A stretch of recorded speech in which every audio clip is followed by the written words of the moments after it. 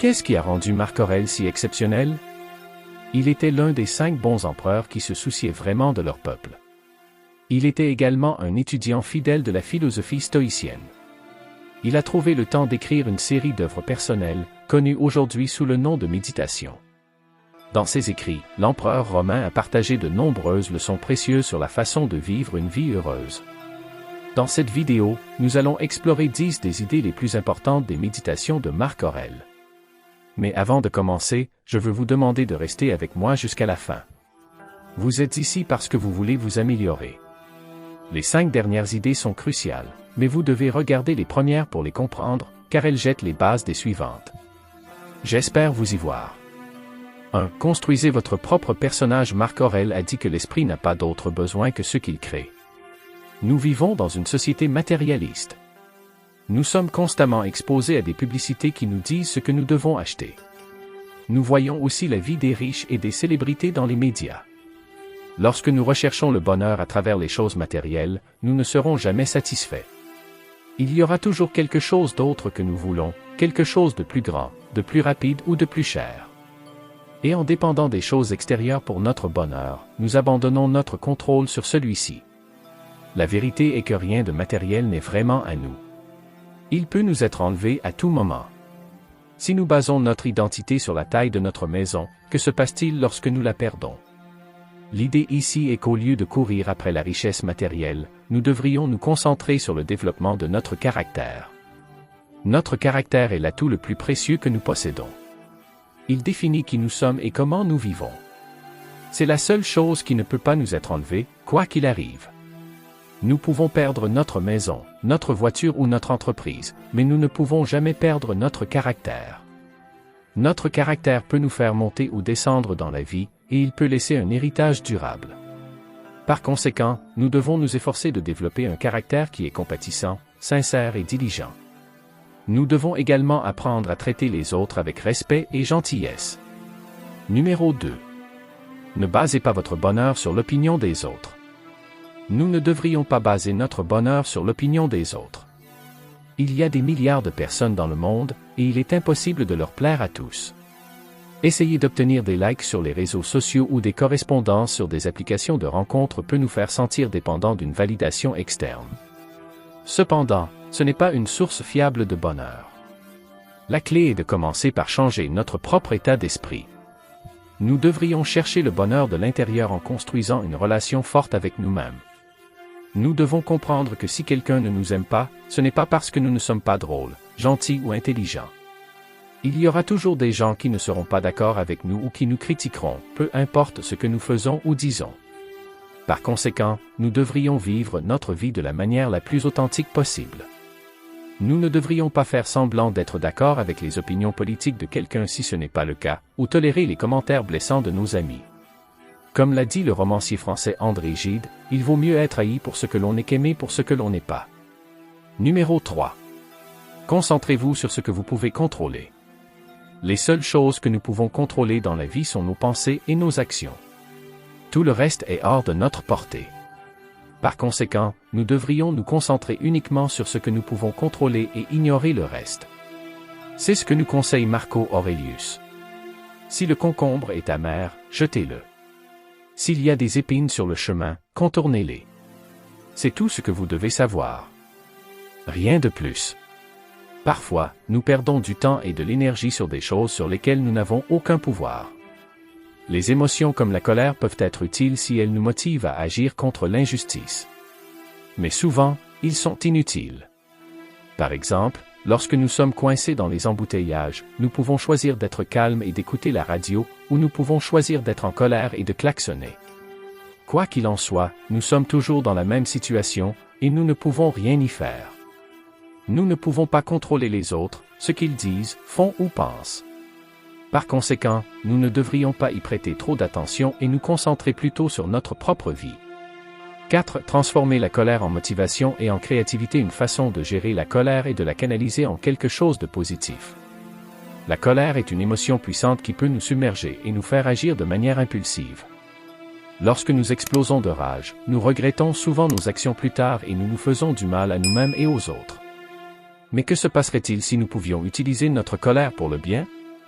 Et si nous pouvions en faire une source de motivation et de créativité? La clé est d'être conscient de notre colère et de ses conséquences avant qu'elle ne devienne incontrôlable. Nous devons réfléchir à la façon dont la colère affecte nos vies et nos relations, et à la façon dont nous pouvons choisir une réponse différente lorsque nous nous sentons en colère. Au lieu de laisser la colère nous consumer, nous pouvons exploiter son énergie et son intensité pour créer quelque chose d'utile et de bénéfique pour nous-mêmes et pour les autres. Nous pouvons canaliser notre colère dans des projets constructifs et innovants qui expriment nos sentiments de manière positive. 5. Changez vos pensées négatives. Une autre façon de faire face aux émotions négatives est de changer nos pensées négatives. L'empereur et philosophe romain Marc Aurèle a dit « Tu as le pouvoir sur ton esprit, pas sur les événements extérieurs. » Réalisez cela, et vous trouverez la force. Il voulait dire que la façon dont nous pensons aux choses détermine ce que nous ressentons à leur sujet. Nos émotions négatives sont souvent le résultat de nos interprétations négatives de la réalité. Par exemple, imaginez deux amis, John et Bill, qui sont invités à la même fête d'anniversaire. John est très sociable et a hâte de faire la fête. Il y voit une excellente occasion de rencontrer de nouvelles personnes et de s'amuser. Bill est très timide et redoute la fête. Il pense qu'il sera seul et maladroit, et que personne ne l'aimera. Une même situation peut susciter des émotions très différentes selon la façon dont nous la percevons. Nous devons comprendre que notre anxiété, notre inquiétude ou notre colère ne sont pas causées par nos circonstances, mais par nos pensées à leur sujet. Par conséquent, nous avons la capacité de nous autonomiser et de prendre le contrôle de nos émotions en changeant nos pensées. Nous pouvons remettre en question nos hypothèses négatives et les remplacer par des hypothèses plus réalistes et positives. Êtes-vous prêt pour la meilleure partie? Avant de continuer, assurez-vous de vous abonner à la chaîne et de nous rejoindre. 6. Soyez prêts à relever les défis, soyez prêts à tout et rebondissez face aux défis. Marc Aurèle nous enseigne que bien vivre ressemble plus à de la lutte qu'à de la danse, car cela nous oblige à être alertes et préparés à l'inattendu et à l'imprévu, et à ne pas être facilement renversés. La clé du bonheur est la résilience face aux difficultés et aux revers. Il est intéressant de noter que ceux qui réussissent et s'épanouissent dans leur vie voient les défis différemment et sont préparés à tout résultat. Pour eux, la vie consiste à s'adapter aux changements et à trouver le côté positif de ce qui ne va pas. Lorsque vous ne laissez pas l'échec vous arrêter, vous pouvez faire de petits pas et aller de l'avant malgré vos peurs et vos résistances. Voyez la vie d'un point de vue positif et l'écoulement constant du temps. Comme le dit sagement Marc Aurèle, le temps est puissant et cela aussi passera. 7. Soyez extrêmement reconnaissants pour ce que vous avez. Marc Aurèle dit que nous devrions reconnaître et apprécier les vertus que nous possédons et nous rappeler combien elles nous manqueraient si nous ne les avions pas. Souvent, nous oublions toutes les choses et les personnes incroyables dans nos vies et nous nous concentrons uniquement sur ce qui nous manque. Marc Aurèle nous conseille d'imaginer combien nos vies seraient différentes si nous n'avions pas toutes les personnes et les situations merveilleuses que nous avons, et combien nous les désirions. Il s'agit d'une pratique simple mais très efficace pour cultiver un profond sentiment de gratitude pour tout ce qui va bien dans nos vies. Nous négligeons les plaisirs simples de la vie, tels que la vie, la famille et les amis proches, la capacité d'aimer et de profiter, car nous nous concentrons trop sur ce qui nous manque et ce qui ne va pas. Être reconnaissant et reconnaissant de ce que vous avez vous fait sentir bien et augmente votre niveau de bonheur. 8. Soyez tolérants et évitez le jugement. Marc Aurèle nous rappelle que nous sommes tous interconnectés et interdépendants. Nous pouvons soit nous aider, soit nous supporter les uns les autres. Nous ne pouvons pas nous isoler de la toile de la vie, ni vivre une vie pleine de sens dans la solitude. Lorsque nous regardons les autres avec empathie, nous pouvons lâcher prise ou réduire nos opinions à leur sujet.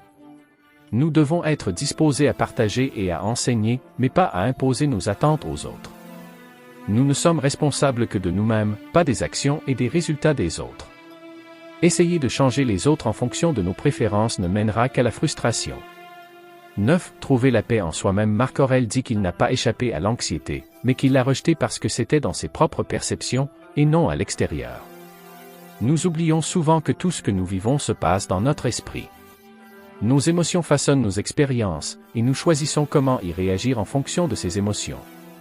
Tout ce que nous traversons vient de l'intérieur, et lorsque nous réalisons cela, nous voyons que nous avons plus de contrôle sur ce que nous ressentons que nous ne le pensions.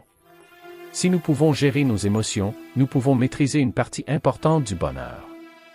10. Vivez dans le présent et soyez conscients de votre mortalité. Marc Aurèle nous conseille de ne pas prétendre que nous avons 1000 ans à vivre, mais d'être bon tant que nous sommes vivants et capables, car la mort est toujours proche. Il nous exhorte à nous concentrer sur ce qui est essentiel et significatif, et à ne pas perdre notre temps sur des choses triviales. Beaucoup de gens vivent comme s'ils étaient immortels, remettant à plus tard leurs rêves et leurs désirs pour l'avenir. La principale leçon de Marc Aurèle ici est que nous devrions valoriser le temps précieux dont nous disposons et commencer à vivre nos vies dès maintenant. Souvent, nous disons que nous commencerons à faire quelque chose demain, que ce soit faire de l'exercice, poursuivre une carrière ou écrire un livre, mais demain est l'un des mots dangereux de la langue anglaise. Arrêtez de vivre pour demain et commencez à vivre pour aujourd'hui. J'espère que cette vidéo vous a plu, et n'oubliez pas de regarder nos 2 autres vidéos qui apparaîtront sur votre écran dès maintenant. Et si vous voulez plus de contenu comme celui-ci, veuillez vous abonner à notre chaîne. Merci d'avoir regardé.